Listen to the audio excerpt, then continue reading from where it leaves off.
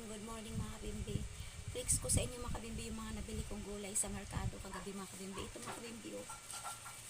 Ayan mga kabimbi, kasing tangkat ko siya. Kung talagang hindi pa siya nalanta, mas matangkat pa sa akin. 5'3" ako mga kabimbi ang height ko. Ayan. Ayun mga kabimbi, ang bigat niya. Ang bigat mga kabimbi, ayan oh, may mga laman siya.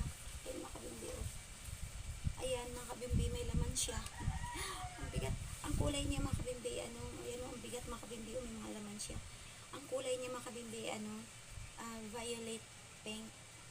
Violet pink, excuse me po. Violet pink mga kabimbi, ayan mga kabimbi. Ayan mga kabimbi, babalatan ko ta muna mga kabimbi, tapos ibilad-bilad siya mga kabimbi, para siya ay lalo na masarap. Tapos mga kabimbi, ito yung gugulayin ko mamayang lunch. Ang laki rin ng patula mga kabimbi oh. Ang laki rin. Kalahating ano. Ayan.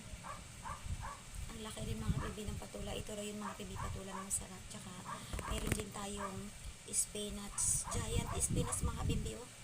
Ang lalaki ng mga kabimbi oh. Ang lalaki ang mga hibla ng dahon ng giant spinach.